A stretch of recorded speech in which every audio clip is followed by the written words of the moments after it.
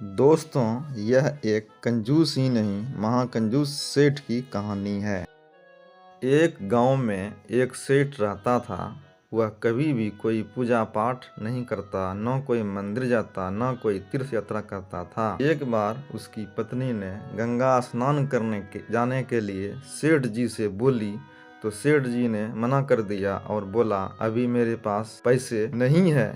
तब उसकी पत्नी ने बोली, मेरे पास मैके से लाया हुआ कुछ पैसे हैं, इसलिए आप चलिए, मैं खर्च दूंगी। सेठ बोले, दही चूड़ा भी ले लेना, क्योंकि वहाँ सब कुछ महंगा मिलेगा।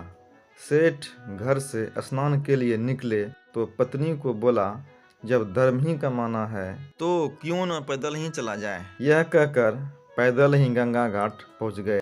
स्नान से निवृत्त होकर ज्यों ही घर से लाए गए दही चूड़ा अपने पत्ते में निकाला, भगवान भिखारी का रूप लेकर सेठ जी के पास पहुंच गया और बोले, कई दिनों से मैं भूखा हूँ, कृपया मुझे कुछ भोजन देने की कृपा करें। इतने में ही सेठ जी ने मना कर दिया और जो भोजन खाने के लिए निकाला था पत्ता सहित फिर बैग में रखकर घर के लिए चल दिए। भगवान भी भिखारी के रूप में सेठ के पीछे पीछे चल दिए। कुछ दूर जाने पर सेठ की पत्नी ने बोली, आप मेरे घर आइए, मैं आपको भोजन कराऊंगी। यह सुनकर भगवान वहीं रुक गए। सेठ जी घर पहुंचे ही थे कि भगवान भी भिखारी के रूप में सेठ के घर पहुंच गए।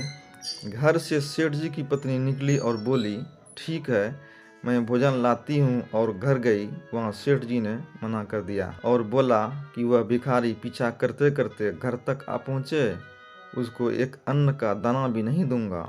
और अपनी पत्नी से बोला, जाओ उसको बोलो कि सेठ बहुत बीमार हो गया, सीरियस पोजीशन में है, मैं डॉक्टर को बुलाने जा रही हूँ।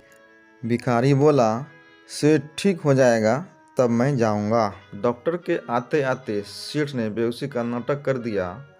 उसके बाद डॉक्टर ने बोला, सेठ जी की मृत्यु हो गई। सेठ की पत्नी ने भिखारी को बोला कि उनकी मृत्यु हो गई, इसलिए आपको छूत में कैसे भोजन कराएंगे। भिखारी ने कहा, अब श्राद्ध तक यहीं रुकूंगा। सेठ की पत्नी ने अपने बेटे और गांव के आदमी को खबर किया और अंतिम संस्कार करने चले गए। श्मशान घाट पर सेठ के शरीर पर लकड़ी बोझ दिया और आग लगा दिया। फिर भी सेठ नहीं उठा।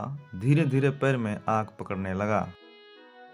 अब सेठ के शरीर में आग पकड़ने ही वाला था, तब भगवान भी सोच में पड़ गए, अब तो इस कंजूस से मुझे ही हार मानना होगा। तब सेठ के बेटे को भगवान रूपी भिखारी ने कहा कि मैं सेठ को जिंदा कर दूंगा। तुमको एक मंत्र बताता हूँ, तुम सेठ की कान में जाकर बोलो कि भिखारी जो था वह चला गया। उसके बेटा ने ऐसा ही किया। इतना सुनना कि सेठ जी उठा और आगे पीछे दाएं बाएं देखे बिना दौड़ते हुए सीधा घर पहुंच गया। दोस्तों, सेठ जी कंजूस ही नहीं महाकंजूस निकला, यहाँ तक कि अपने जीवन को भी दांव पर लगा दिया। दोस्तों, यदि यह कहानी पसंद आया हो तो लाइक, शेयर और सब्सक्राइब करना ना भूलें। धन्यवाद।